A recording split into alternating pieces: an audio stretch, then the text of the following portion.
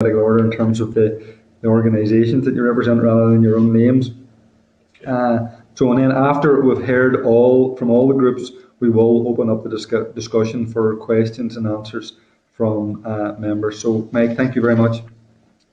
Thank you very much, Philip. Can you hear me okay? I'm very grateful for the opportunity to meet with you and your colleagues today about this second climate change bill. The dairy sector's commitment to working more sustainably can be demonstrated by its improvements already achieved in the last 3 decades, during which time we've reduced the carbon intensity of a litre of milk, and we're continuing to invest throughout the supply chain to further reduce emissions, to improve our efficiency of energy usage, and to reduce our use of fossil fuels. And those that of your colleagues who have engaged in our seminars and virtual farm tours in recent years will have seen evidence of our commitment in practice on farms and in processing plants. We do recognise that our journey still has a long way to go, and it will be a journey that will not be without pain. We will have to continue to invest on farms and in processing plants and we will have to be open to changing the ways in which we produce milk. But I believe we can do this in a managed way that does not result in the transformation of our sector into little more than a cottage industry. So let me map out the drivers that will influence our journey over the next 30 years. The work that you and your colleagues are doing now in putting in place legislation will have a massive influence. You have to decide between allowing the Northern Ireland agri-food sector to continue to produce the high quality food that customers and consumers at home and around the world want to buy and consume, while meeting challenging but realistic environmental targets, or creating legislation that sacrifices farming and processing businesses and their jobs on the altar of achieving minuscule additional environmental benefit. But in addition to legislation, our customers are taking an active interest in climate change. This is a double-edged sword. It's good that this interest is being reflected in positive engagement with our supply chain, but what we're finding is that we're being pulled in different directions by different customers. And at the moment, this is happening in a vacuum without legislative targets to act as a benchmark. So we need our customers to work with us, but we need the leadership that only legislation can provide. And in this regard, it is not helpful that Northern Ireland has 2 climate change bills progressing through the Assembly. And I would urge you to provide the leadership we need and let us have a single bill fashioned on this number 2 bill that we can work through to have legislation that we can help to deliver. And the third factor that will impact our journey is the action of our competitors. Increasingly, environmental criteria are part of the proposition to consumers and customers to buy and consume products from particular countries and companies. We need to make sure that our environmental credentials are not only as good as our competitors, but we also need to recognize that we have an opportunity here to invest in our supply chain to create areas of environmental competitive advantage. So this is our vision of the journey we're on. But we need you to walk the journey with us by giving us a legislative framework that challenges us but doesn't decimate our sector, that opens opportunities but doesn't precipitate business closures and job losses, and that creates an environment where supply chains, government and research can work together to deliver targets and create opportunities to underpin Northern Ireland as a world leader in sustainable food production. In our view, the Climate Change Bill number 2 has the potential to provide the sort of legislative framework that will address what we need for our journey over the next 30 years. It provides targets that are very challenging, but achievable and are evidence-based, and it has the flexibility to allow us to adapt to the benefits that will flow from new knowledge, to the evolving needs of customers, and to maintain our competitiveness in relation to our competitors around the world. We are fully committed to the journey of the next 30 years, and as an indication of this commitment, I can tell you that we are working with CAFRE on a programme to start carrying out carbon audits on dairy farms early next year. In our view, this is the way forward. Industry, government and research working together. So our ask of you and your fellow MLAs is to give us a legislative framework that will facilitate this collaboration and that provides targets that are evidence-based and, even though they may be challenging, are achievable.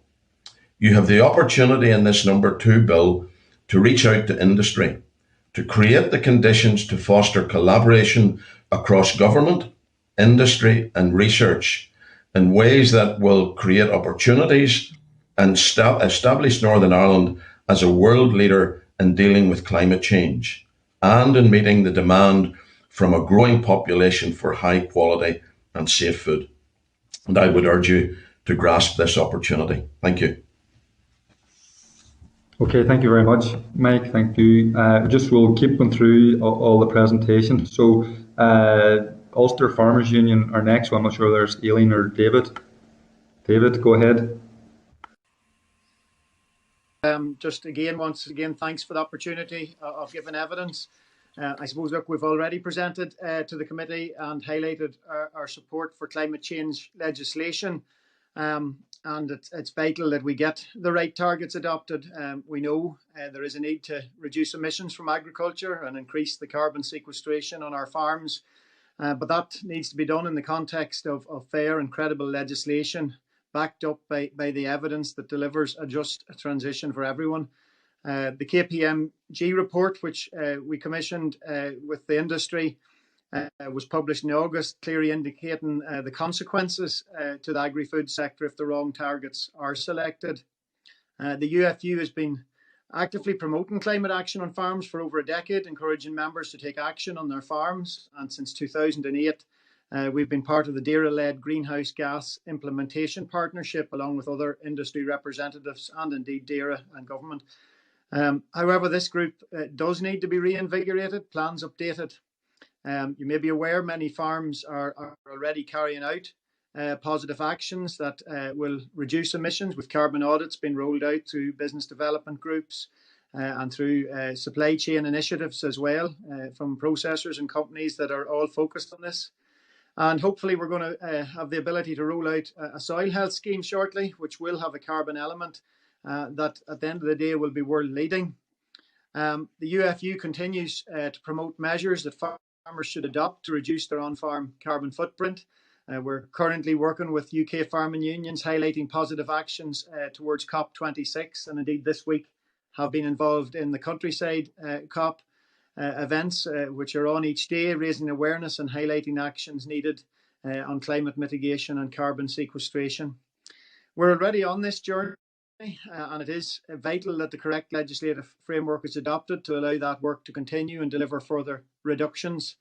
Unlike the PMB, the Private Members Bill, the Climate Change Number 2 Bill has targets which are acceptable to the Ulster Farmers Union because they are based on the expert advice. But adopting these targets, as we've said previously, doesn't assume a lack of ambition because they are going to be extremely difficult for Northern Ireland to meet. That 82% target will mitigate considerable change across society. And the CC have outlined some of those, around 46% of agricultural land being taken out of livestock production, freed up for forestry, agroforestry, energy crops and restoring of peatland. And it's worthy of pointing out, I mean, they talk about 150,000 hectares of peatland being re-wet. That in the main is, well, in its entirety, in fact, is LFA land. So that pressure will exist very much on those beef and sheep farms that, you know, are perhaps maybe marginal in terms of their profitability in the first place. It's important in tackling those greenhouse gas emissions that we don't lead to other environmental trade-offs, exacerbating other environmental issues, and we're opposed to any forced reduction in livestock numbers. We've previously indicated our concern around carbon leakage, basically where we offshore the food production that is needed again repeating that UK at 60% self-sufficient needs that food to feed the people, and Ireland in its entirety supplies a lot of that food. And if we were to export that production to some other parts of the world, we need to keep in mind that this is a global climate. It is something that is not just a little bubble over Northern Ireland. And we need the capacity to continue to feed the consumers with the high quality food that we produce.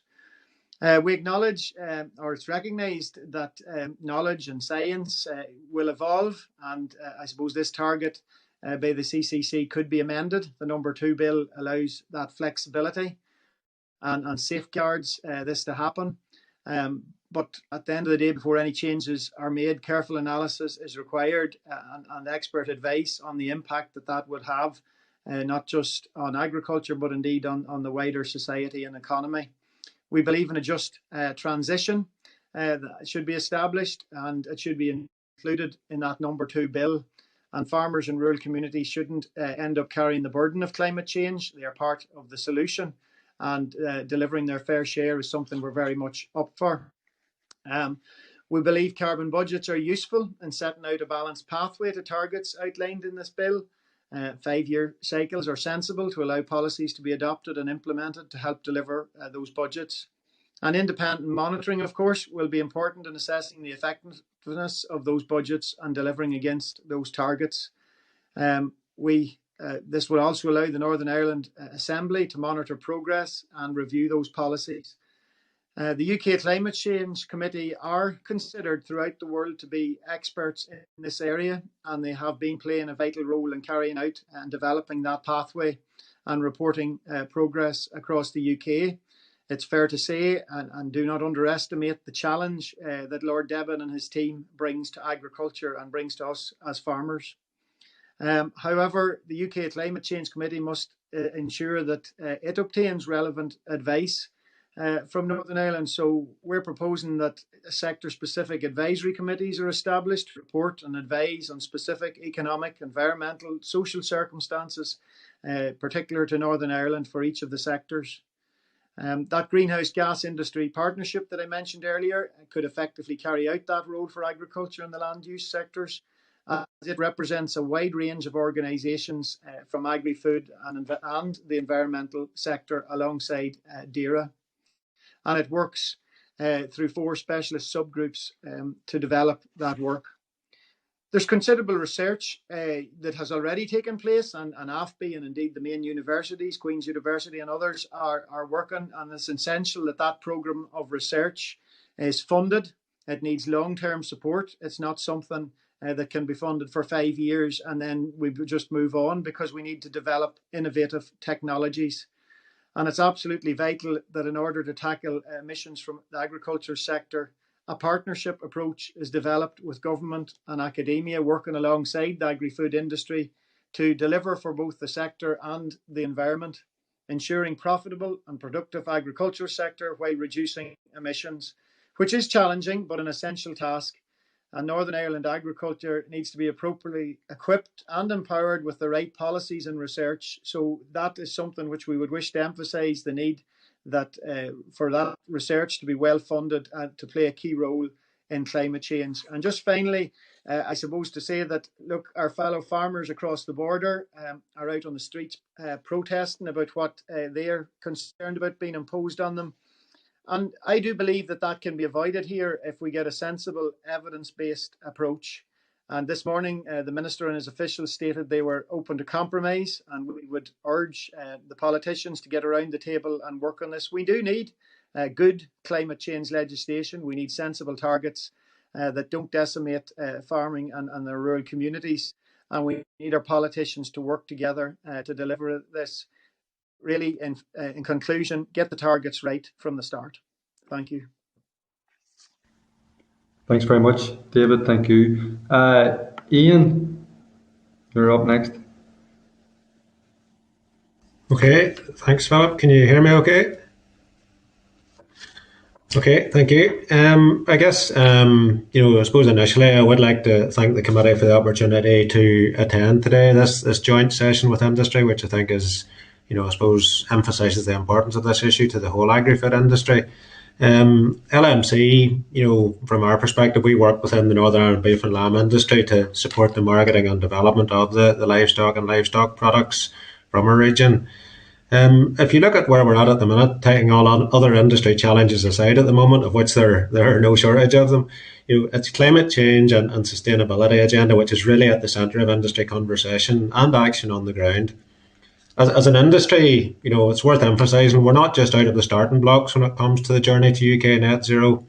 We have done some excellent work under the guise of the Greenhouse Gas Implementation Partnership for the last 11 years to reduce the carbon intensity of farm outputs, and we will continue to do so, as David rightly mentioned.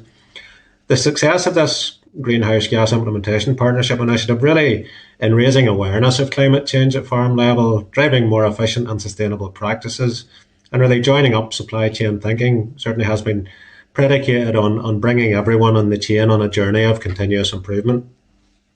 And I guess, for the sake of the next generations of young people who want to come into our industry and shape its future direction and prosperity, it's absolutely critical that the committee takes the necessary time and evidence on board to get the decisions right on any climate change legislation for Northern Ireland. Looking at the number 2 bill, certainly we're pleased as LMC that the bill has made it through the Assembly to the committee scrutiny stage. In our view, it's a well-crafted bill. The approach set out for Northern Ireland to contribute to an overall UK-wide initiative to deliver net zero by 2050, certainly in our view, is the correct approach.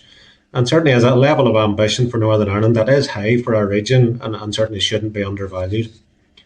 This approach, recognises Northern Ireland's important role in the domestic food supply of the UK, and the committee will no doubt be aware of that our food industry here, the output delivers enough high quality calories to feed at least 10 million people. The targets that have been set out in this bill for reductions in the emissions account for Northern Ireland in the years 2030, 40 and 50 are very challenging, but they are informed by the expertise of the UK Committee on Climate Change and on sound principles of science, economics and deliverability. Delivery, certainly, of the targets in this bill will still be a monumental challenge. When you look at the first sort of target period in 2030, it's only 9 years away. And certainly our industry, whilst it's willing to play its part, will need major investment in technology. We'll need to look at how we use the land to generate output and sustain livestock numbers. And we'll also look how do we help to offset carbon emissions and sequestering greater amounts of carbon in the years ahead. Government and other actors must work in partnership with our industry to provide whatever support and investment is needed on this journey. And we certainly can't allow a situation to develop where targets are achieved through the offshoring of our domestic food production base to less carbon efficient producers overseas. At this stage, without getting into too many of the specific clauses of the bill in this short opening introduction, I will say that the flexibility that has been built into this bill to enable the amendments of targets and approach over the period to UK net zero certainly is to be welcomed and allows for new science and advice which may develop to be taken on board in the years ahead. And I suppose finally, just from our perspective, I close by saying certainly it's vital that government works closely and in partnership with industry on this.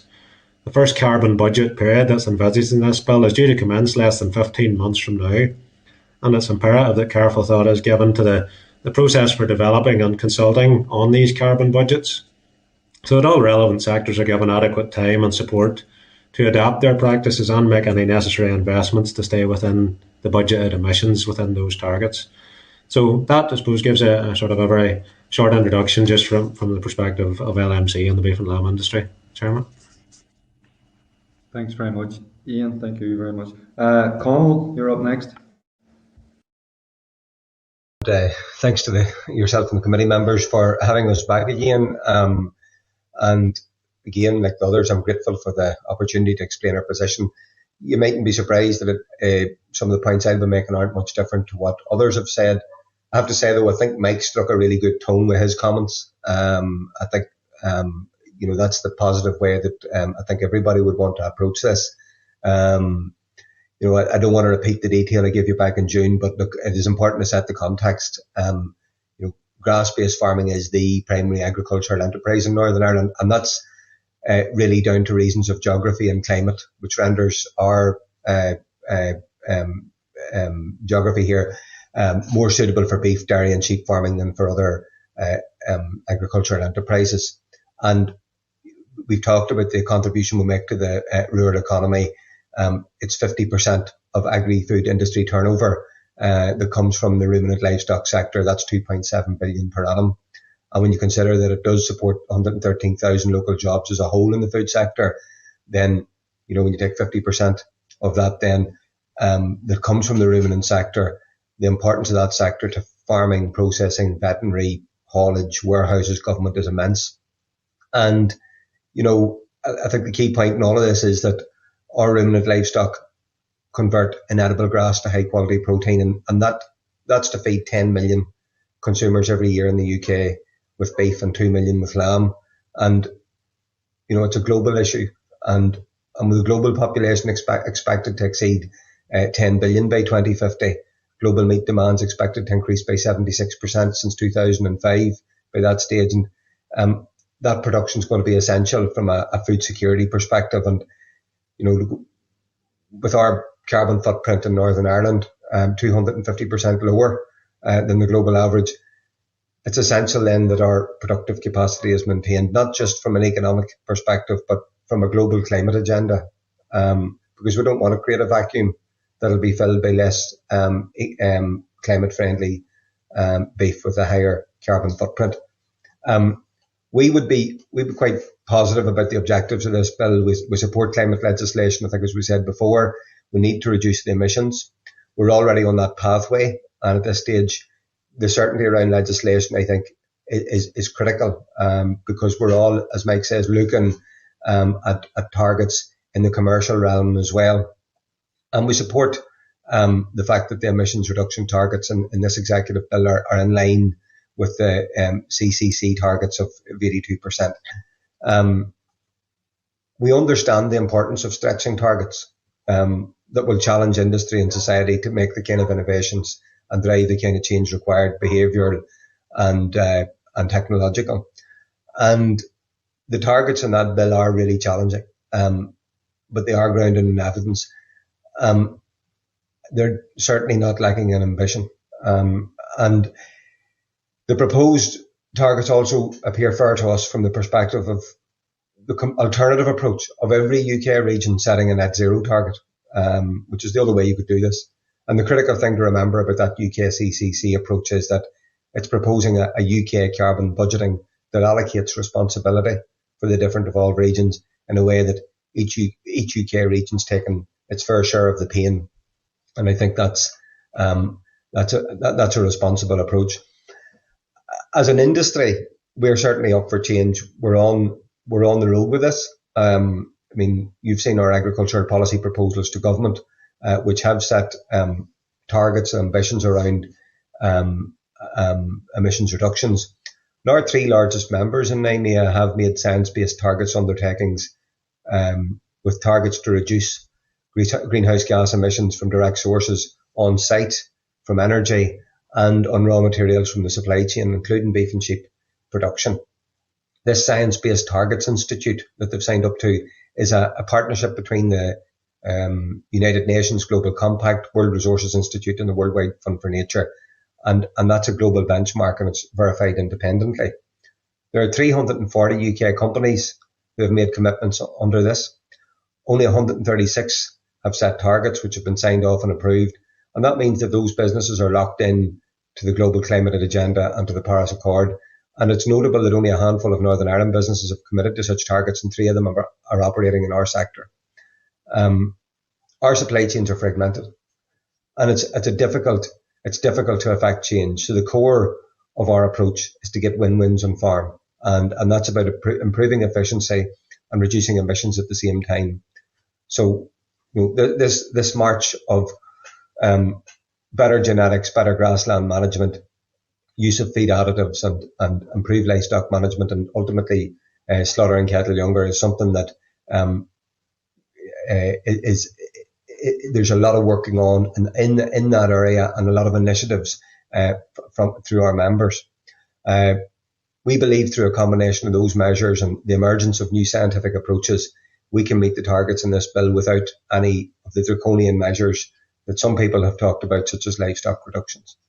But progress in a sector like ours will depend on the application of new and emerging science. And agriculture probably has a greater challenge than many other sectors because it's not like a factory where you can change a specification to manufacture a machine.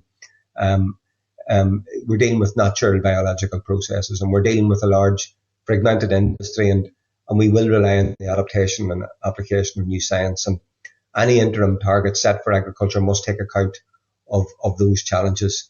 And farmers, as the UIFU have said there, the farmers and industry need support to make those changes. We would also welcome the flexibility in the bill to change targets where there is scientific evidence to support changes. I think this is a humble approach. It recognises that the science is evolving, and targets and policy that seem okay today might need a change in the future. And in our previous evidence session, we had a long discussion about GWP star methodology that recognises the differences between short-lived and long-lived gases. I'm not going into it again, that's more for the scientists, but it's clear that the science isn't standing still, and that the policy and carbon accounting methods need to keep pace with the science. And there's also the question of accounting for the sequestration on farms from hedgerows, trees, grassland. That's critical, and we believe that farmers should be measured on their net emissions as opposed to the gross emissions, and I think that's an important consideration for this bill as well. And just to summarise, we are part of the solution. Our members are actively working on this agenda. The willingness is there, and with the right legislation in place, our members and the suppliers can reduce emissions and continue to feed the growing global population. We need to do both. Thank you very much, Conall. Thank you.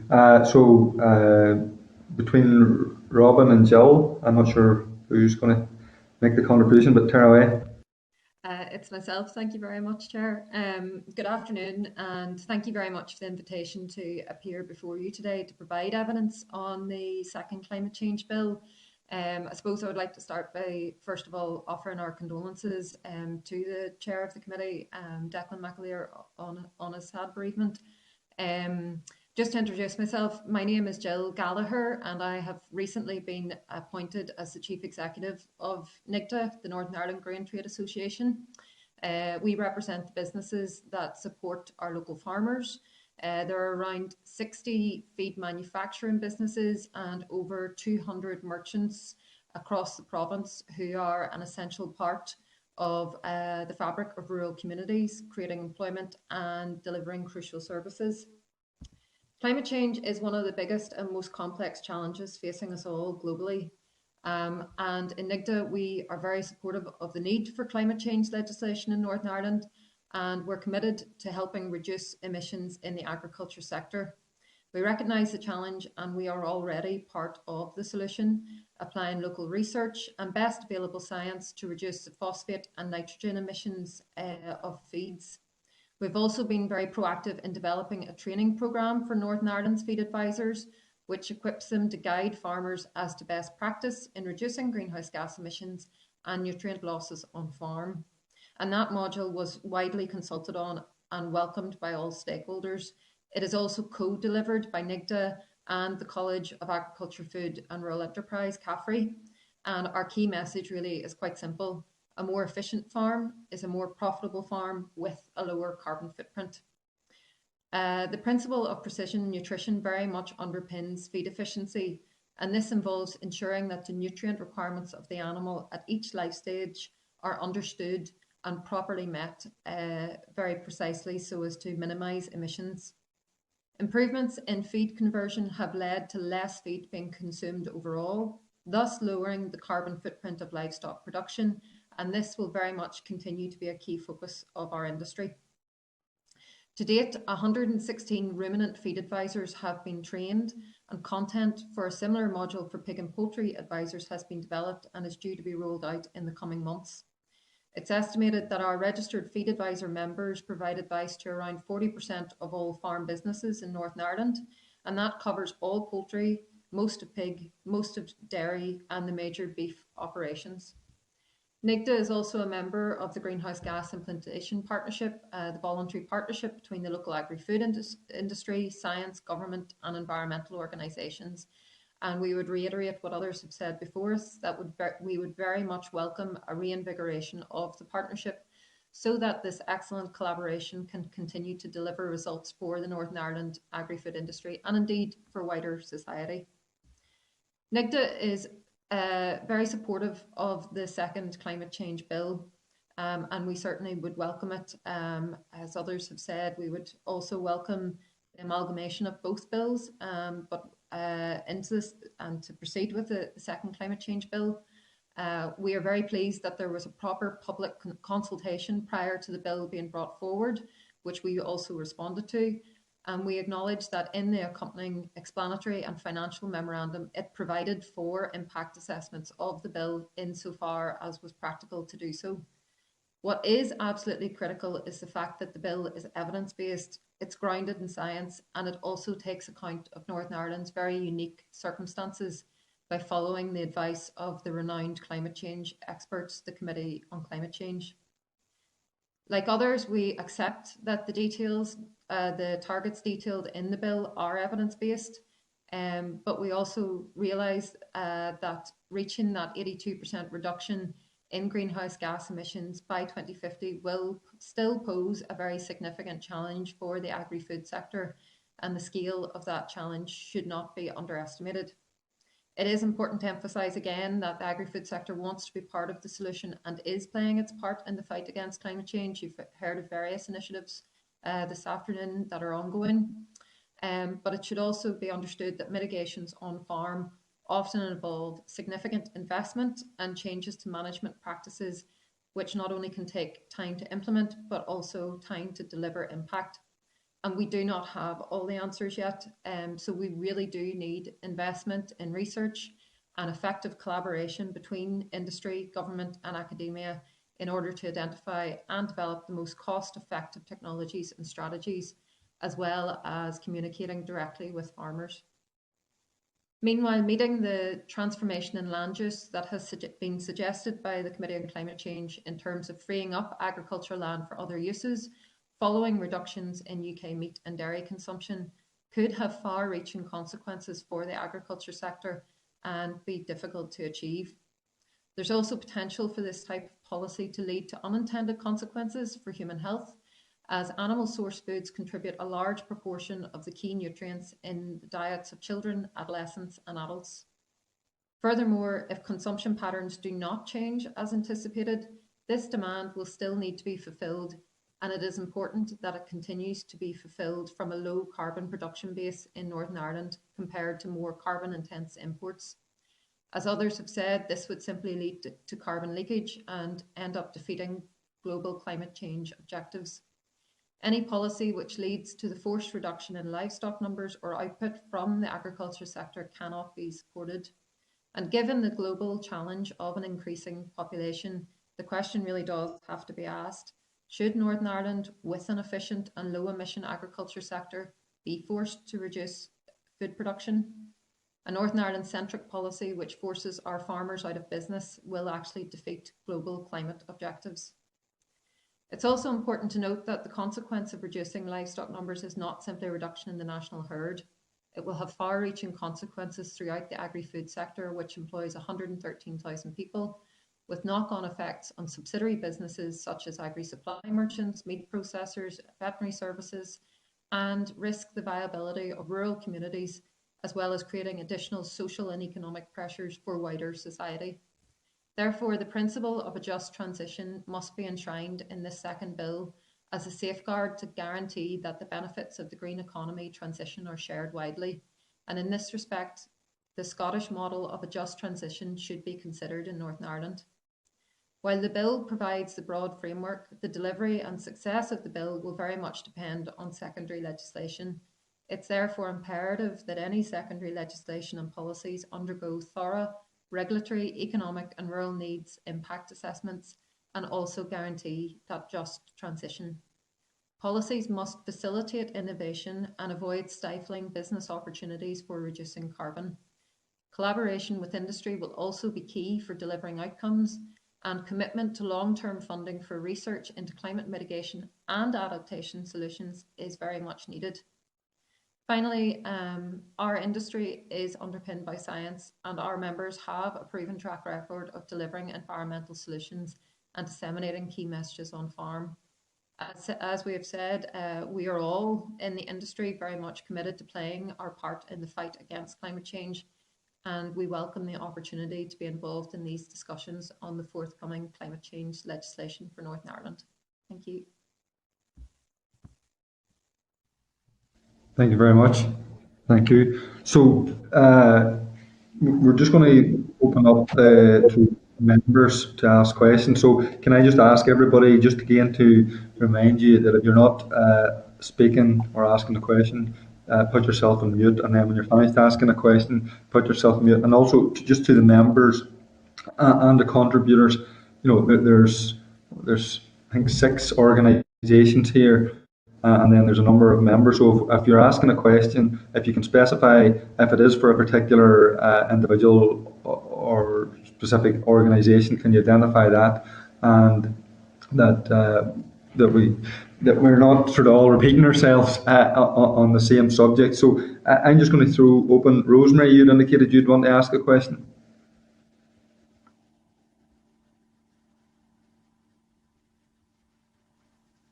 Yep. Thank you very much, Mr. Chairman, and thank you to the contributors. Interesting to hear your thoughts on Climate Bill 2. Now, you've all spoken about Climate Bill 2, and you've all been fairly supportive of Climate Bill 2. I want to refer back to Climate Bill 1 in a minor sort of way, but I'm wondering, do you see a future where the two climate bills, Climate Bill 1, as you know, Climate Bill 1 and 2, are progressing together, are progressing through? Do you see a future where perhaps Climate Bill 1 and 2 could be submerged into one climate bill? Start with Ulster Farmers Union. Aileen, do you want to go ahead? I've said my piece at the start. Hi there, Rosemary.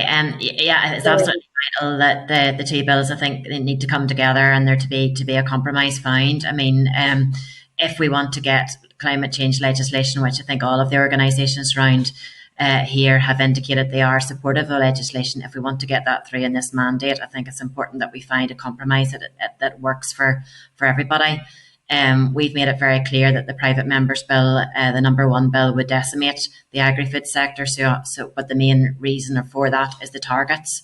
So if we could work with the targets within the number 2 bill. There are other issues within both bills that could perhaps, in our view, be merged or compromise found. So I think from UFE point of view, we really would urge the MLAs to get around the table and start trying to find where those compromises would be and where they would work. And the sooner the better, so as we all actually get on with the job of delivering for climate change and getting the policies out on the ground to allow, action to be taken and the research to be done and so forth. So I think our message to you is, please find those compromises and do so quickly. Thank you. Any other comments? Just to jump in there, support entirely what Aileen has said, Rosemary. I think it's crazy that we have got 2 bills now trying to do the same thing, going through the Assembly and this committee at the same time. And the sooner that we can get a single bill that we can start to work around and work through and work with, the better, because as I said in my opening comments, we're being pulled in all directions by customers. Our competitors are gathering momentum in the sort of activities that they're undertaking. We want to get on. We want to start and make things happen in a new and different way. But we need this because, everybody says we've got to have a strategy. Well, the nature of a strategy is you've got to know where you're starting from and you've got to know where you're wanting to get to. And at the minute, we don't know where we're wanting to get to. We need to know that. So absolutely support what Aileen's saying there. We need a single bill that is evidence-based, and it's up to you, the MLAs, to take on board the comments that you're hearing, the concerns that we have, the opportunities that we see, and give us one bill that we can then start to work with you on to try and deliver what it is that we all want, and that is to make sure that Northern Ireland plays its fair and reasonable part in getting the UK towards net zero by 2050. Thank you.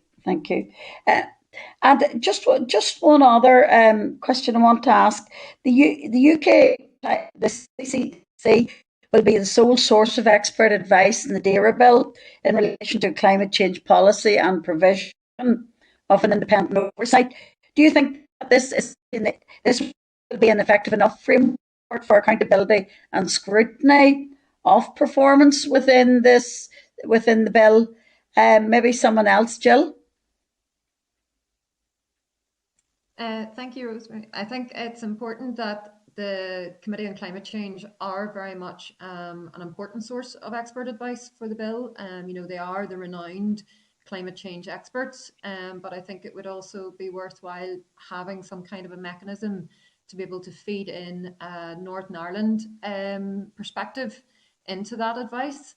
And I think that there's quite a useful mechanism already exists with the likes of the Food Standards Agency, where there is a Northern Ireland committee set up that is able to feed in to the FSA.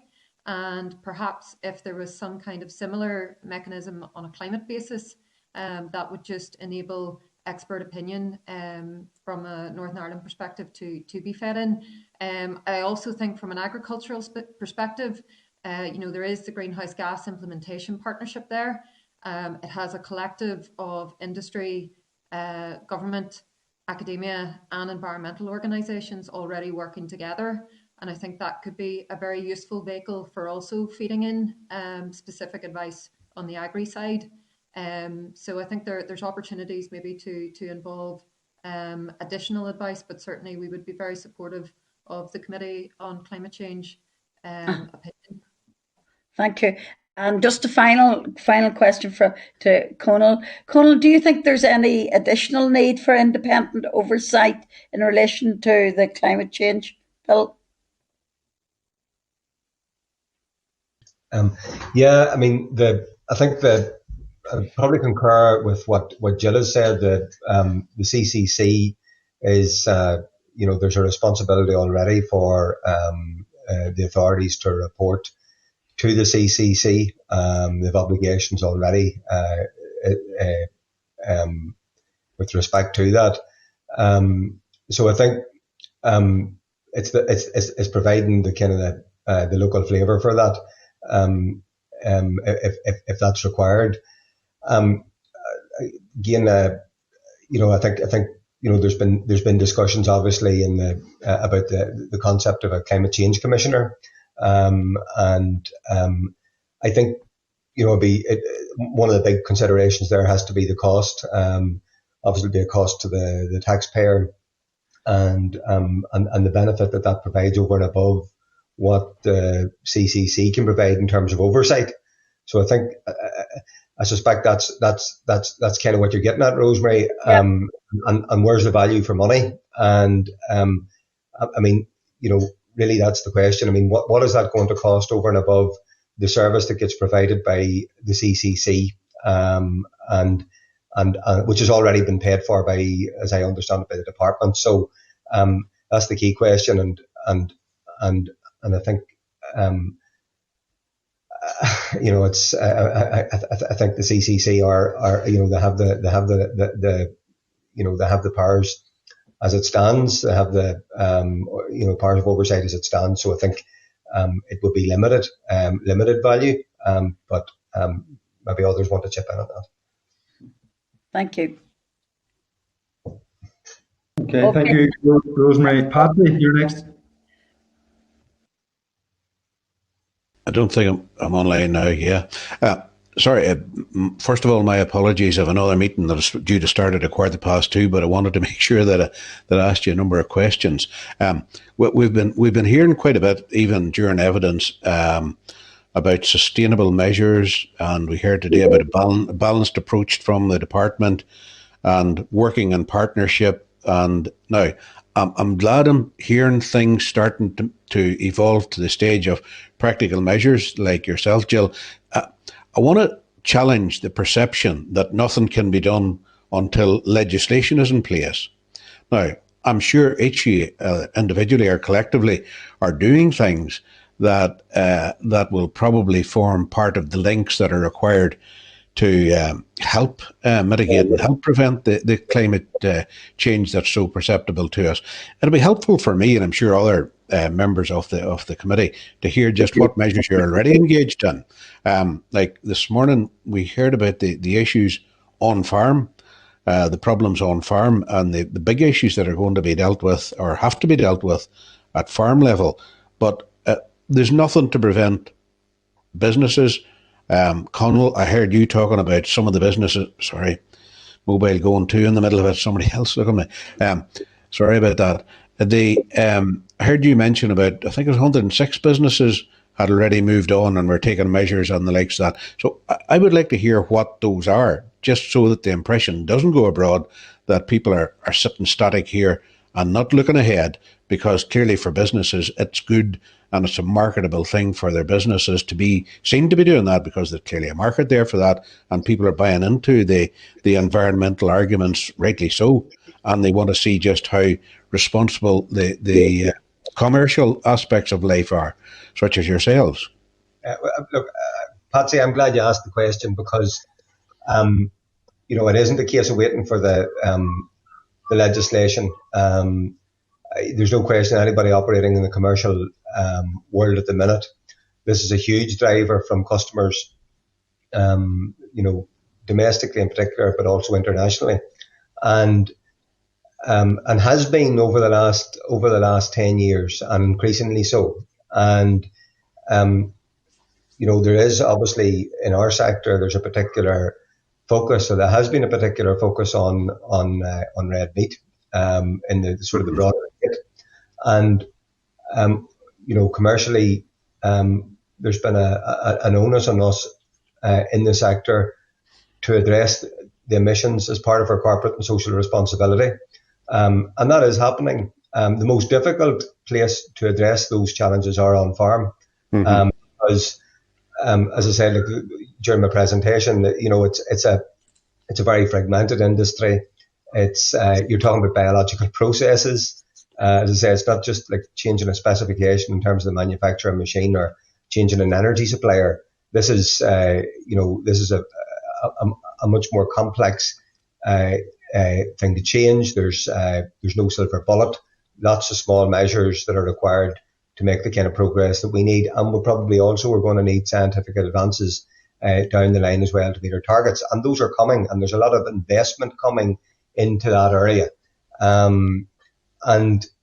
But however, that's not to say that there hasn't been progress. And when you look at the work that was done, everybody's talked, probably apart from myself, about the Greenhouse Gas Implementation Partnership. That was a fantastic model over the last 10 years.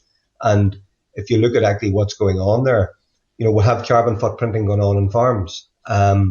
We have, 3,200 farmers participating in the business development groups. And there's a number of those business development groups is a detailed and dedicated focus on resource use and sustainability. There's 12,000 farmers trained under the Farm Family Key Skills Programme, including soil analysis, animal health and business planning.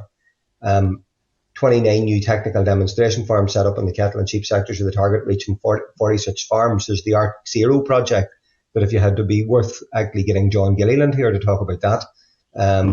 It's involving Deer Agri-Search and QUB, and that's brought farms together to investigate practical ways to measure, manage and reduce carbon emissions. You've all sorts of research going on in terms of reductions in terms of nitrous oxide and carbon sequestration in grassland, and you've all of the work that CAFRE are doing around farm efficiencies and through Farm Family Key Skills.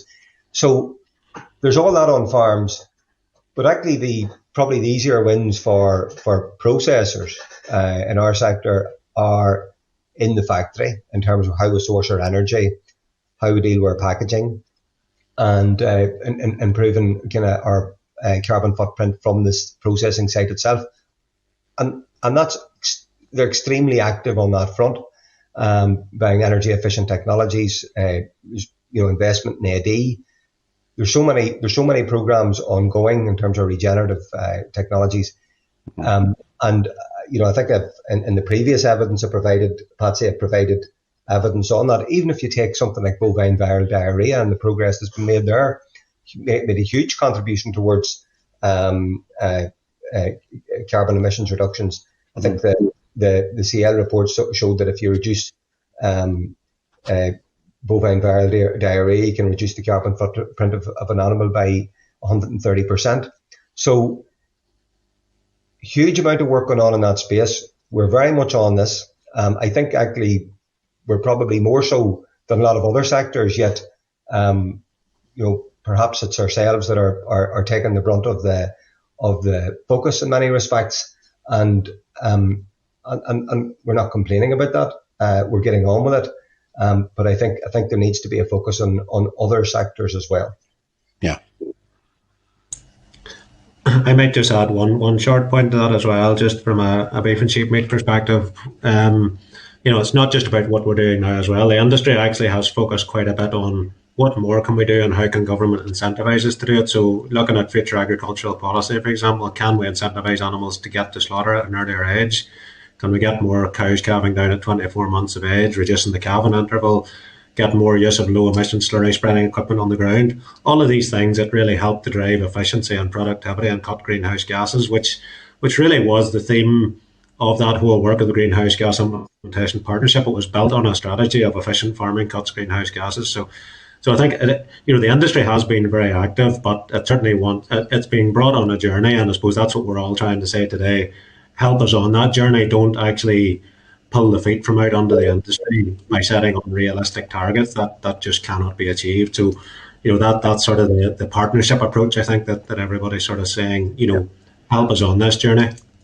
If I could just on that, and a very palpable and very realisable one, and also a very one that you can spot very quickly, the slurry.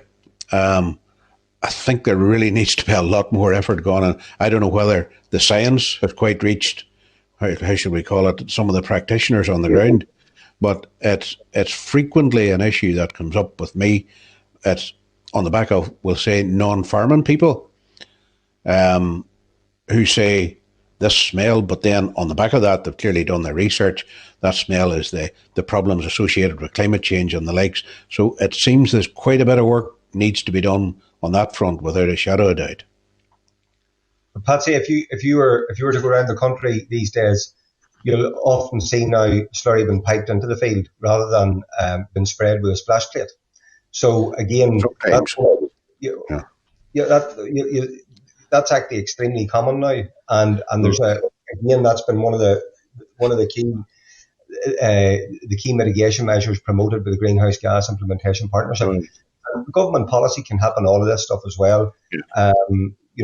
We would see as an industry that there's more can be done as well with respect to trying to reduce the amount of fragmentation in the industry around. With so many different schemes, so many different programs, and trying to put all that together, and we have a focus on that as well. But change won't happen overnight. But I think the key message is we're very much on this. Well, Conall, I live in the country, and I live on family farm, and I think maybe of all the slurry tanks that I've seen out over this last number of weeks, I think I've only seen one of that brand that you're talking about, and we'll maybe just leave it there. Maybe we're just not that far advanced or scientifically up there as maybe parts of the other parts of South Tyrone might be, but there, that's the way it is. You would know that better than me. So, if anyone else has anything to add, but sorry, I'm going to have to dart to another Zoom meeting that I'm way behind. I can give another couple of minutes here, just if anyone else wanted to contribute something further. Patsy, maybe if I can just jump in. I think that it's a fair point on the slurry, but I think as far as I know, splash plates now will come to an end next year, or is it next year, 2023? That they will come to an end. So, I mean, this is where legislation is helping us. But I think that, when you look at what can be achieved in that upper band, water quality project, where there was quite a bit of work that was done with individual farmers. They were encouraged to soil test. They were then given advice on how and when to spread fertilizer. And the water quality has improved enormously. So that's what can be achieved if we have got the research, if we've got the government, and we have got the farmers working together. the willingness there would be different if you were having to, pull people along screaming. But it's not the case. People are wanting to get out and do their bit. And it's just a case of giving us the right environment now where we can work together. And the evidence is there. It works. Aye, and it's the incentive for them is a green, good product for the consumer. That's where the incentive is, the commercial incentive. And I think that what the learning and talking to some of the farmers who have been involved in that particular project, they've actually found that their profitability has increased. Exactly. But using that resource that they have, the slurry, in a much more efficient way. They've been able to reduce the amount of artificial fertilizer they're having to buy in and use. And the environment is benefiting. So, I mean, everybody's a winner here. And I think that's the big motivation for farmers in particular, that it's improving efficiencies that actually do deliver the benefits for the environment. Yep. And I think the efficiency message is obviously absolutely crucial in that respect. But, in order to take us a bit further, there will also be mitigations that will have a cost associated with them.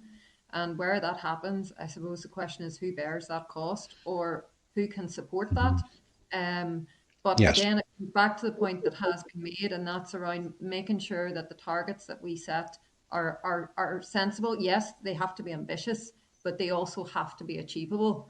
And policy needs to support that in terms of there does need to be investment, be that in research or be that in new technology uptake, then, we do need policy there to incentivize it. To date, the market very much has been driving all this, which is great, and that's very important. And I mean, you've heard today, every single one of us that have spoken have outlined different initiatives that are ongoing in all the different parts of the agri-food sector. So we are being proactive. But as we've said, we do welcome the second bill. It sets a very stretching target, which we cannot be under any illusion will be a big challenge. But it's based on sound scientific advice, and we're up for the challenge in trying to meet it. Okay, thanks very much, everybody. And again, my apologies, but I have to nip them. I'm way behind for this other one. But thank you for your very valuable contributions there, all of you, and for your hard work on behalf of the sectors. Thank you. Patsy. Harry, you're next. Thank you very much, Chair. Can you all hear me okay? Good. I was going to direct my question at Mr. David Brown, but David said he'd done enough today, so maybe just go Aileen. Can I just do that, Harry? You were going to send me there anyway, so I thought I would just go first. I just wondered, Aileen, I would like LAMC or some of the other sectors maybe to answer this as well. What do you see as the main challenges for the agri-food sector associated with at least 82% reduction by 2050? Thank you. Sounds like I'm second best, Harry, there. So, no, I think what a lot of us have outlined so far is the measures that are being taken and are being taken up on farm across Northern Ireland. But we do know from a UK report that that'll probably only get us to about 20% of reduction in emissions by 2030 in the agri sector. Similar figures have been quoted in the south of Ireland as well by Chugas, their advisory body, that there's sort of the low-hanging fruit that you can do now, but once you get after that, then things begin to get tougher. The Climate Change Committee have clearly set out that to get beyond what technologies we have at present, then there's you're looking at a change in land use potentially. Now that's something that will be very difficult for the industry to get their heads around, but we are looking at forestry, energy crops, re-wetting peatlands and things like that. So it is potentially a change of land use, but I think we need to find a way that we can do that as well as maintaining our food production in Northern Ireland. And then the other thing is really that's with what we know today. The important thing is we look at what science is coming down the line. So there's a considerable amount of investment across the world, particularly looking around methane and how you can address methane that's coming from ruminants through diets and whatever. So there's a huge need for that research to be given the space and the time to develop that wouldn't require that drastic and forced reduction in livestock that some of the some of the evidence would be sort of at this stage pointing towards. So I think we're hopeful that science will evolve, but it needs that long-term commitment. It needs governments to commit to it, and it needs the time to get developed and to be brought to sort of commercial reality. So I suppose that's where we would see things going. Yep. And thank you very much. And maybe Ian, you could give me something from LMC about your main challenges. Thank you. Yeah, certainly. I suppose when you talk to farmers, and David and Aileen will be doing that on a regular basis. Certainly, one of the key challenges, I guess, that's always put back on, I suppose, policymakers is to get proper recognition for issues like carbon sequestration, for example. In terms of what farmers are doing in terms of locking up carbon in the soil. And I guess this is another area, I suppose, where the science is still, catching up in terms of the approach to this. But we know certainly through, trials at Hillsborough, after 50 years, soils are still sequestering carbon. There was always I suppose there was certainly some conventional wisdom in this whole debate that soils somehow got to the point where they were saturated in carbon. That doesn't appear to be the case, So it's how we can maybe incentivise those types of practices going forward that doesn't lead to the reduction in livestock numbers, because that's probably one of the biggest challenges I suppose we all fear, certainly from the private members bill that was talked about earlier. That was one of the big sort of, I suppose, economic impacts of that. You couldn't achieve that target unless you decimated the livestock populations, and nobody, certainly in our industry, wants to see that. So it's how you achieve these targets and get proper recognition at farm level for the positive actions they're doing to grow more efficient livestock, but also to capture more carbon in the soil, and how those processes can be incentivised. But it is a long, hard road to an 82% reduction, certainly when you're dealing with biological processes and methane. Livestock are biological systems. So, unless there are feed ingredients or something like that comes along in the future, or change genetics or some of these things but with the knowledge that's there at the moment and the science that's there at the moment, there's still a significant challenge in that space going forward. Mm-hmm. And would you agree with me that we don't want to do anything that would affect the quality? Because the quality of our food here is second to none. I mean, it's world renowned, and we really don't want to do anything to affect that, in which case it would affect people's health as well. So would you agree with me? We need to be careful that way as well. If you're happy enough, Harry, I will come in on that one, because to be honest, it is something particularly around the trade deals that are currently being discussed and talked about, and indeed I was on another speaking on another meeting this morning where all of that to do with the standards, and ultimately at the end of the day, what it comes down to is we have world leading standards, not only just in the quality of the product, but also in the level of emissions that we have, like in that. Less than half in terms of beef, and indeed, Western Europe and indeed Ireland, among the lowest in the world in terms of emissions. So to basically export, and I said this perhaps maybe at the start, which you may have missed, but I mean, if we export that food production, we do exactly what you're concerned about. We reduce not only the standards, but from a climate perspective, we're going in exactly the opposite direction to where we should be. We should be producing food in the regions of the world that have those low emissions. Harry, can I maybe just jump in there? Because I think the other aspect of the issue that you're raising there is around food poverty. And I think the evidence would suggest that if we start to facilitate carbon leakage, that one of the unintended consequences of that would be, in fact, to increase the levels of food poverty in Northern Ireland, simply because the imported product would be much more expensive compared to the locally produced product. But coming back to your previous question around the sort of challenges, I think one of the greatest challenges that we will be facing is around data collection and data use. because it's the old adage: if you don't measure, you can't manage. And I think we're in a position now to be able to really grasp this issue of data collection, data management in a way that will give us a major competitive advantage in Northern Ireland that I'm not aware of anybody else in the world having, where we should be able to invest in knowledge gathering, a knowledge hub that brings together the various disparate sources of knowledge and data that we have into one place that we can then leverage and use for the benefit of agri-food and indeed for policy development, policy review, etc.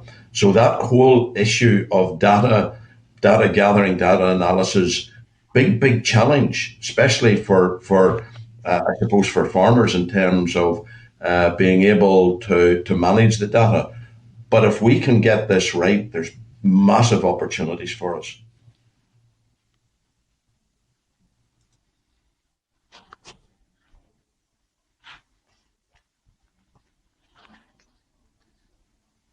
Hello, Harry.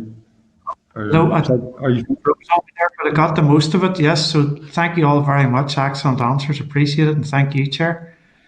Okay, thank you. Sorry, I just wasn't sure. My internet's poor up in this room, so I wasn't sure if you were cutting out. So there's no other members have indicated. So just, I mean, I'm keen to expand on this carbon leakage. I know, it's not primarily the focus of any of the bills or what we're doing, but I think it's a useful conversation because, Mike, you said a couple of times there about being pulled in different directions by customers. So, is there anything that, another thing is I remember reading, I think it was prior to the summer, where a number of the larger supermarkets across the water had written to the Brazilian government in terms of the fact that they wouldn't be sourcing their products if they continue to decimate the forest and continue to ignore climate change. So, that's an example of, even without legislation, businesses, i.e. supermarkets, are kind of responding to consumer demands. Do you think, is there anything that we can do here in the Assembly to legislate or put in place in any of the two bills or anywhere else that would negate carbon leakage? Or is it something that's related to trade that's beyond our remit? I think that maybe, Mike, and I suppose this was something we discussed the last day that I was up in June, and it's a big concern of ours. You mentioned Brazil, and people talk a lot about Brazil when it comes to emissions and deforestation and all of that. Australia's a really interesting example because what we've seen is a trade deal done between the UK and Australia, where effectively you would have expected, based on kind of commitments that were made around equivalent standards and things like that, for a requirement from Australia to sign up to a net zero target in the same way as the UK as a whole has. And, that was missing from that. And there's no commitment there on the Australian side. And yet we have a deal whereby the UK has access to Australia has access to the UK market for 170,000 tonnes of beef. Nobody would even think of talking about Australia in this context, really. Really be about Brazil. And that's the equivalent of 700,000 slaughtered cattle. It's huge. We only slaughter 450,000 cattle in Northern Ireland. In the scheme of things, it's huge. In terms of lamb, Australia has been given access of 125,000 tonnes of lamb and mutton. And that's the equivalent of 8 million sheep. Now, in Northern Ireland, we slaughter about 400,000 sheep. So what's that? 20 times the difference into the UK market. And that's the risk around this. We are actually starting from a better position, because if you look at, if you look at the difference between Western Europe and emissions and Oceania emissions, and you take Australia and kind of has been represented by Oceania and Northern Ireland been represented by Western Europe. Oceania is 154% of our emissions on beef and 110% on sheep. So we're starting from a better position. And we have in the UK as a whole, there's a net zero bill, and we have very stretching targets here in Northern Ireland, yet there's no equivalent legislation or target in Australia. And the real risk here is that we end up kind of offshoring production to Australia. And then you get into the question of what can we do about it, and what's our influence over UK trade policy. And it's, from the perspective of something like that, it's very, very limited. So what power does the Assembly have to legislate for carbon leakage? None, really. And, even in Northern Ireland perspective, none, because it's a reserved competency. So I really struggle with that one, to see what could be done, to influence the UK government on that. Can I just add there that, I agree with Conall and all he said, and it is trade policy which we have no influence over, but from an EU perspective, the EU are looking at the carbon border adjustment mechanism purely to protect the EU market from this issue of carbon leakage. Now it's starting in certain sectors and is expected to be widened out to cover most sort of trade policy, but that is something that the EU are obviously very concerned about, the issue around carbon leakage, as they bring in stringent targets to most member states. So there is mechanisms, I suppose, being discussed, but not at a UK level. How that EU policy impacts us here, I think is unclear at this point in time. Through the protocol or whatever, so I don't think it's still in its infancy at an EU level. So it's hard to know how it'll work out. But certainly they are considering that. But the one issue there is that 80% of our product goes into the UK, so it doesn't fall under that. So we have. If the UK had a carbon border adjustment model, you'd be a lot more reassured. And I'm not being political about this issue, but it does concern me that we're spending so much time in terms of producing a climate change legislation. The focus of both these bills, in all honesty, even though it's across all sectors, has been agriculture because of the importance of agriculture and its industry here in the north. But things that we have no influence over could actually be more devastating to the agricultural industry than anything that we would do here in terms of climate change. So, I'm just trying to square that circle, or see if there is anything or potential. Obviously there's COP26, so internationally there you would like to think that there will be targets set down that nations right across will abide by. But it is a concern for me that regardless of what we do here in the north, to try and accommodate agriculture in a climate change environment, that your industry will actually be biggerly impacted by trade policy as a result of Brexit. But sorry, I initially mentioned that in terms of Mike, just because he had used the phrase a couple of times about being pulled in different directions by customers. So I was hoping he maybe could elaborate just kind of a wee bit more what he meant by that, and what if possible we could do in the bill to ensure that wasn't the case. Yeah, well, what's happening at the moment, Philip, is that customers obviously are taking quite a bit of interest in what, so they're asking for, at the minute, what they're asking for is evidence of what is being done. So what are milk pools doing to mitigate their emissions, to reduce their carbon footprints? At the minute, they're not saying we want you to produce milk with X amount of carbon per litre of milk, but they're just looking now for for the evidence. And you'll have seen that various companies now are gone off, and they have done the work to sample a number of their suppliers, and that it really is to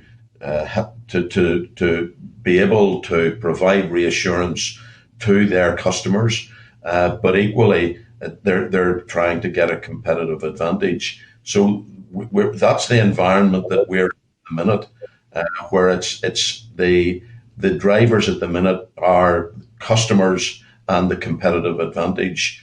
But what would help us is if we could get the legislation in place that sets the targets, so that we then have that benchmark that we can say to customers, that's what we're working towards, and there's how we're going to achieve it, and that's what we have achieved so far. That would be a big help to us to be able to do that. I think if I could maybe comment on that as well. I mean, one of the challenges in the market at the minute, as Mike has said, customers are being asked to provide evidence of carbon footprints and reductions. At the minute, there are different ways, different calculators out there that you can use to measure your carbon footprint, and there isn't really, I suppose, a harmonised methodology as yet to do that. And just to give an example, in Europe, they are looking at a product environmental footprint as a way of trying to harmonise the methodology behind that. Now, that would be very much, I suppose, more at a market level. It's not necessarily directly compatible with the national inventory and how it works, which is what obviously the climate change bill legislation is based on. But certainly it would be useful to have some form of harmonised standard there for carbon reporting at farm level and at business level. It's not just an agri issue, it spans all sectors really. It makes sense because we can all be doing carbon footprints to different tools and getting different results, and it's very hard then to compare. But whether it's something that's specifically needed within this particular bill, it might be something at another time in terms of trying to create more of a green market, which is what the Europe have done. Okay, thank you. And I mean, I don't know if you were listening this morning when the minister was given his, when the minister was on before the committee, because we veered it towards the subject, obviously, not surprisingly. But he was, very enthusiastic about the possibility of using biomethane from cattle in terms of anaerobic digestion and creating energy from that source. So I mean, I'm just kind of asking, is there that same enthusiasm from within the agri industry that this is something that can be expanded upon to really reduce from that source? If I can jump in there, Philip, actually, if you go onto our website, the Dairy Council website, you'll see a couple of case studies where around that. I mean, there's one, it's a dairy farm up in the Atadue area, and 6 or 7 years ago, they invested in an anaerobic digester. They're milking currently somewhere in the region of about 270 dairy cows. They have a couple of broiler houses that have about 35,000 birds in them. And the waste from those is used to feed the anaerobic digester. The methane from that provides all of the energy usage on the farm, and they are now a net contributor of energy to the national grid. At processing level, we have at Ballyrashane an anaerobic digester. The methane from that is producing 40% of the energy usage within the plant. And we also have dairy companies now that are supplying waste material to Granville in Dungannon. And in fact, Lakeland Dairies at Newton Ards bring in the liquefied methane, and again, they use that to power about 40% of their energy usage in that particular plant. It's already happening. That's already happening. and it's very effective. And we're now seeing the move towards moving some vehicles to be powered by methane as well. So you could see a situation where in the future, the output from cattle is not just in that primary productive product, whether it's meat or milk, but that waste could be of value if we can develop this use of AD technology to produce methane that can then feed into the national grid. So just on that, maybe Philip, just to add to that, to make you aware, I mean, even within Ulster Farmers Union, I have responsibility for the Rural Enterprise Committee, and we have, and these approaches came to us. We didn't go looking for them, but both Phoenix and indeed Firmus, the gas companies, they are very much in that frame, talking about biomethane and possibilities and opportunities. So it is a discussion that's certainly ongoing in the industry, and when I say industry, I mean the gas industry as well as in the agricultural industry. Can I just add though that while the technology exists, there's a cost to that, and considerable cost. It's not going to work for every farm. It's probably only for the larger farms. You may be looking at more collective or cooperative type approaches between smaller farms. But the other thing is then you run into hurdles around planning, waste licensing, siting, and so forth. Legislative issues that quite often stall or prevent these types of projects gaining any tract at all. So there's a need for joined up government, I suppose, to ensure that if this is, and I think it is the way forward, it is certainly part of that kind of circular economy that everybody talks about, but there needs to be sort of collective working at a government and a policy level to ensure that those types of positive projects can happen. Okay, thank you. I'm not sure if Claire, and I think she's online, but maybe having difficulties with her Wi-Fi. So she has put a question into the WhatsApp. So if I don't see her, and I'll just ask the question on her behalf. So she has asked if any of the organisations have our suggestions or ideas for policy that needs for transition, to how to accelerate transition. I know some of you were very keen on the Scottish model for the just transition, but if there are any ideas or suggestions for policies that would help, that you could give us. Aileen, do you want to maybe on behalf of UFU? Well, I think, the key thing is what target are we aiming for? Because if we're talking about the target within the private members bill, then it's almost impossible to achieve it without, with the, the Lord Deben has indicated it's unachievable with what we know at the minute. If we're talking about the 82% by 2050, then we're looking at the future agri support, what it can deliver. You're looking at energy policy, you're looking at planning, you're looking at capital grant schemes, and you're looking at long-term research. So it's a high-level question. It's hard to give you, but certainly what we can do tomorrow, we can look at trying to build on the work that's been done to date. And I think all of us around the table were involved in the greenhouse gas partnership. We want to get back around the table and really start that work, actively progressing again, looking at what schemes and measures and research are needed in the short term to start to get those quick wins, because there are things that we can do to do more of and can get that change at a farm level. But I think we'd be keen to do that. The current rural development programme funded a lot of those measures, but it will run out in the next couple of years. So it's really about what replacement will be to allow that knowledge transfer and say future agricultural support and so forth, to allow those sort of positive works that have taken place to date to continue on. I was going to say, look, I'd agree with that. I think there's a lot of, there's a lot of investments going to be required on farms. If the ambition here has got to be let's maintain our productive capacity and reduce our emissions in line with the targets in the executive bill. And if we can get there, we'd obviously we want to ensure that we can bring our have a just transition to that, and that means support for farmers to introduce the kind of technologies on farms around.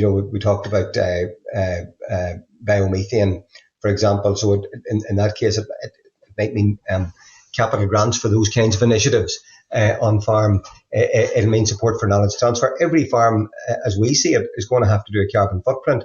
There's going to be a cost to that, and there's going to be a lot of training required. So I think that's how I would certainly see a just transition, and it would mean something entirely different if you were looking at the net zero targets in the other bill.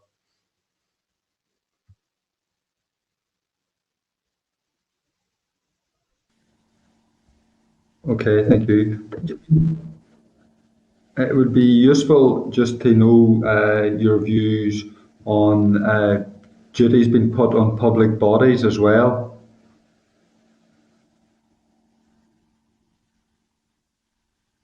Anybody wants? I think, Philip. Well, I mean, I'll give the rest of them time to think, Philip, while I start here. But I mean, in reality, I suppose this is part of the difficulty we have, and I mean, others have alluded to this.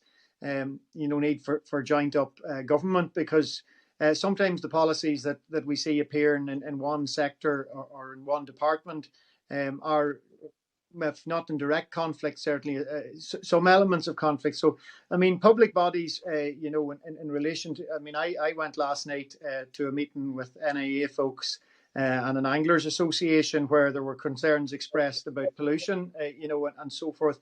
I mean, all of these things need joint up thinking. And I think the difficulty at times is that, and I'm not pointing at a particular party or politician for that matter, but an awful lot of the thinking appears to be done in silos. And then the communication, when it comes out to maybe the industry or indeed to ourselves, it begs the question, and we've had this in the last few weeks around generational renewal, one of the purposes of the future agricultural policy, and indeed the other aspect coming from planning. So, we have things that are in conflict with each other, and certainly when it comes to working together towards climate change, I know the focus, and ultimately we've come along here, representatives of agriculture with 26-7% of the emissions, but equally, I don't hear that level of conversation. Maybe it's because we were vocal in our responses, but I don't hear that level of conversation from the 23% of emissions from transport and all the other sectors. And I assume that, when it boils down to it, government is going to be working in all of those areas. And I mean, I'll leave it to others there to just come in and comment on the specifics of public bodies, maybe or relevant to their area of expertise or sectors. I would add, I mean, government's one of the biggest purchasers of food in the economy, and we see ourselves in a journey here, as Micah said, to produce, the capability of verifying that we're producing some of the most sustainable food in the world, and the government, there's a shared ambition there with the government to do that. What better way of demonstrating a commitment to that ambition would there be than, aligning public procurement rules so that, that would favour food from Northern Ireland that was produced, in that way, to an environmental standard.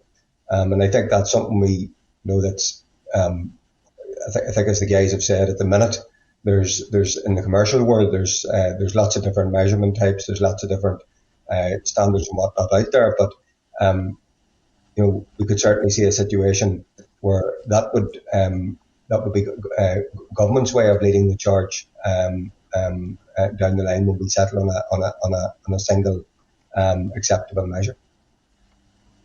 I think Conall, just to add to that, to what Conall was saying, I think the sort of the example, I suppose, that's out there at the minute for consultation around the future future food strategy framework for Northern Ireland, I suppose, really sort of sets out, the obligations on different government departments, and really putting food at the centre of whether it's health, whether it's food poverty, whether it's some of the things that has been mentioned throughout today. How do you get government more joined up? And I think that is certainly a key issue here, because when you look at COP26 and some of the agenda items that are on each of the days, they all influence with the agri-food industry, whether it's transport, whether it's energy, whether it's land use, whether it's nature. All these things are all sort of focal points for discussion. So there needs to be quite a joined up sort of thinking in terms of making sure whatever we go forward with here doesn't cause perverse outcomes elsewhere for society, in terms of, the health and well-being of society, or indeed the economic health of society. So all of these things would certainly have to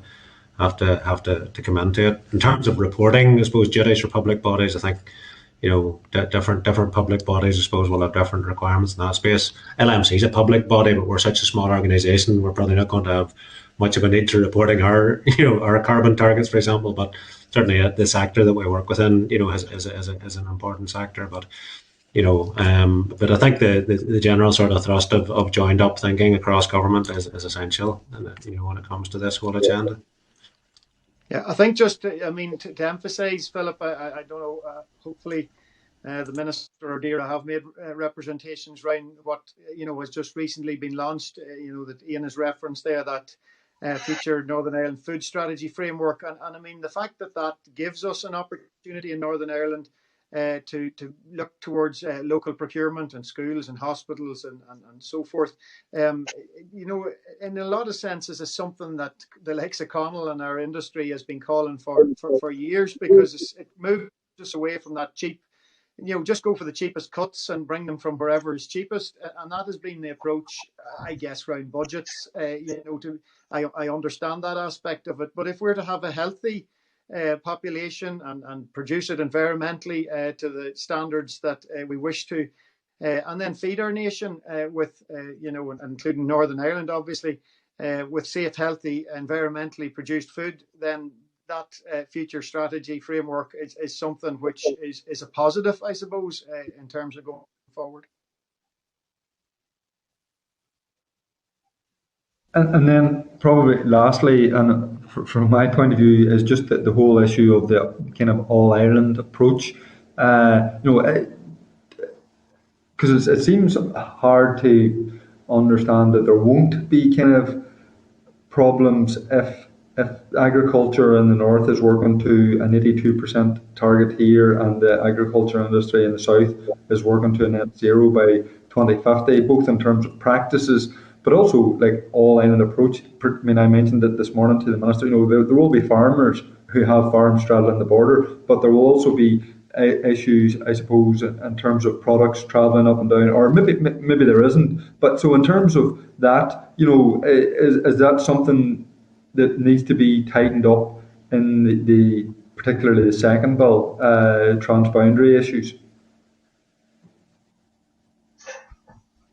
Aileen, I start? I suppose. Look, I was on doing a presentation to the Institute of European Affairs yesterday, and I had my counterpart from IFA on there talking about the fact that level of emissions in the Republic of Ireland are sitting around 35% from agriculture. So the challenge that exists there is if not greater, indeed, to the one that we are looking at. I suppose there are a number of things, and maybe I'll bring Aileen in just to talk about the differences probably in approach that have been taken. But in reality, I certainly don't think from the, I suppose, the requirements that Lord Debon, and I've alluded to that in the presentation earlier, he is not any way shy in terms of the CCC, the demands and requirements that he's placing on us under, when I say us, I mean the agricultural community and farmers. Many of our farmers, I suspect, when they get to fully understand what those requirements are under the 82% by 2050, will realise that this is no walk in the park. Indeed, it'll be hugely challenging. But Aileen, do you want to just come in maybe on that difference of approach that Charlie McConall and the Irish government have taken all of this? I think I don't see it. I don't have any real concerns about it, Philip. I mean, we're operating on different rules, at the minute. So, for example, I'm sitting here in County Down, and the close period for slurry spreading in County Louth is different, to here looking across Carlingford Lough. So we're already working on different rules that aim for the same thing. So aiming towards delivering an improvement in the environment, whatever that may be. They're starting, from what I understand, at a worse place than what our industry is here in the north. So there's a bit of catch up to be done in the south. But I think, as long as we're all on a pathway to delivering for climate change, reducing emissions and so forth, at a farm level, our farmers that are working on the border are used to operating different rules. And that's always been the case in different measures. So I don't see any issues at a practical level, but perhaps maybe some of the others can comment at a trade level. Yeah, I think that, there certainly are areas where an all-island approach is absolutely essential. The obvious one being in research. We have at least two excellent research establishments in the island, Teagasc and AFBI. Look at what the work that our universities are doing north and south. So, we need to foster and encourage that collaboration. And, if research is going to be of value, it needs to have industry input. So, maybe we should be thinking about an all-island research forum where we can bring together the various research institutes and industry at an island level. I mean, I would see no harm in that sort of thing. But I think once you start to go further, it becomes more problematic. So, for example, it's difficult at this point to see that customers, for example, will be saying, we want you to have milk at certain emission level. I don't see that coming down. Now, I may be wrong, but at the moment, I don't see that. And as I said earlier, what we have got to be able to demonstrate is that we are on a journey and we are making progress. But where I see maybe the biggest driver is actually to try and achieve competitive advantage, because this is an area where individual businesses and where countries are now actively working to have competitive advantage. You look at New Zealand, the New Zealand government, in conjunction with industry, are investing huge amounts in this to be able to get the data, to be able to demonstrate what's happening on their farms and in their supply chains so that they can go out and tell the story and get that competitive advantage. You've seen where individual companies are now doing the same to get the competitive advantage. So from an industry point of view, we're going to be obliged to meet whatever legislative requirements you will be putting in place. But equally, we have got to be keeping an eye to what our competition are doing. And now, the likelihood is that those two will not be the same. And we're maybe going to have to do things that will take us beyond the legislation to be able to get the competitive advantage. Just the same as whenever it's aspects of quality. I mean, we go way beyond what the quality standards are to be able to get a competitive advantage. So it's that competitiveness in the marketplace that will be a major driver in the future. Look, can I just make a point on this as well, and probably agree with all of the above. But just a note of caution as well. You could have the same targets north and south, but the legislation won't be the exact same. So there'll be plenty of nuances within the legislation and within the implementation of legislation that could allow significant differences in outcomes.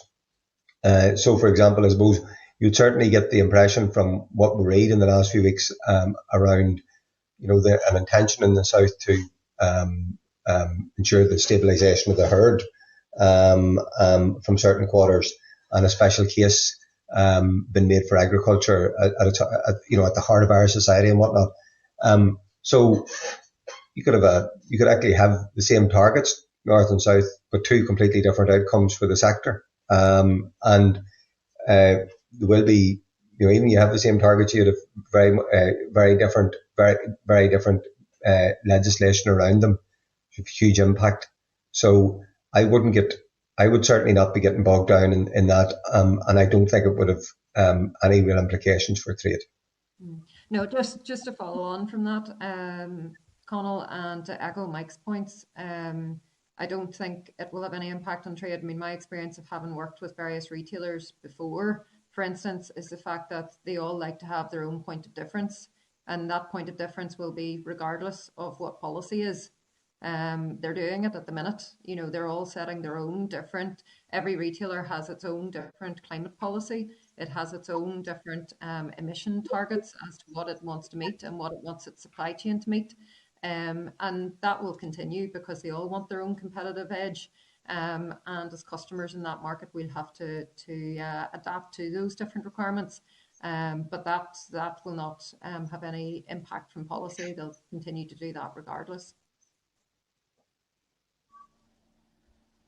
Okay, thank you very much. I have none of the other members have indicated they have any more questions, so I think we'll just wrap up at that. So once again, this has been really, really useful, and I appreciate you all giving up your time to come along this afternoon. No doubt, we all kind of want to get to where you have asked us to get to in terms of one bill. So let's hope progress can be made on that. But it'll not be the last time, I'm sure, that we're engaging in a conversation with yourselves and your industry on climate legislation. So once again, just thank you very much and appreciate you coming along.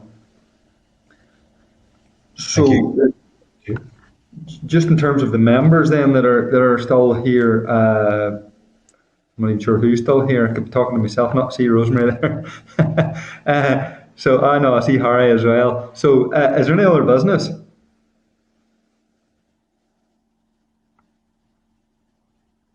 Rosemary, you're on silent, so come on.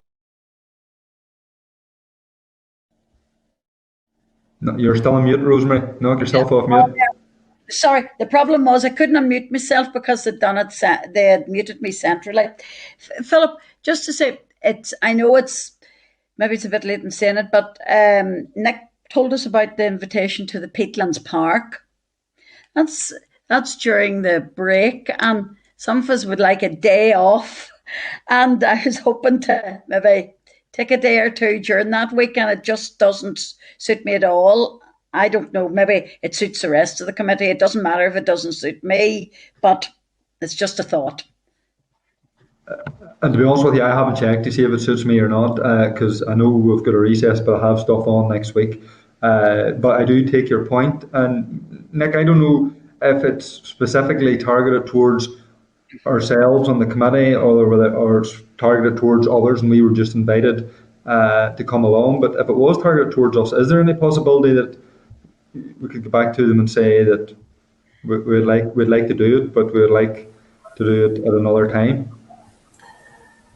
Chair, yeah, certainly. No, it was the invite had been proposed specifically for the committee members, and I do take the point that it's during the recess, and I suppose the thought behind that had been, rather than displace a committee meeting day, given our forward work programme, that it could potentially be accommodated during the recess week if there were sufficient members and interest to attend. If it doesn't suit, I'm more than happy to go back and seek another date and time to do that. But if there were more than 4 or 5 members who might willing to attend, we might be willing to go ahead on the 28th. Yeah, no, I'm happy enough for you to go ahead on the 28th, Nick. It just doesn't suit me. I didn't have a break. I appreciate that. We trip out on a road trip as a day out, Rosemary. We might even make you tea. It's not even a trip for me. It's in Fermanagh, South Tyrone. Well, then we'll all go to your house. Another 50 mile. So, essentially, Nick, you're just waiting to see what level of success you have in getting members to go along before we make any decision. That's exactly, Chair, exactly. Just scoping the interest, and then we can firm up there. So maybe it's been a busy old day for everybody. Maybe we touch base on it next week, and see what way folks are teed up for that week. Grand job. Chair, I couldn't tell you if we're going to be able to go, and would certainly try. But thank you anyway, and we'll see what the other members do. I'm open to it. Doesn't matter, Happy to go and happy to go again. Thank you. Okay, so next item is basically date and time of next meeting. So I think it's the same as what I said this morning. So it's the Thursday, 21st of October, 10 a.m. Again, a hybrid meeting. So we'll see you all then, if not beforehand. Yeah. Thank you all. Thank you all very much indeed. No, there was a lot of business going through today, so it's very, very much appreciated. Thank you. I can lie down for a nap now. Okay, all the best. See you later. Thanks very much indeed. Bye. Bye.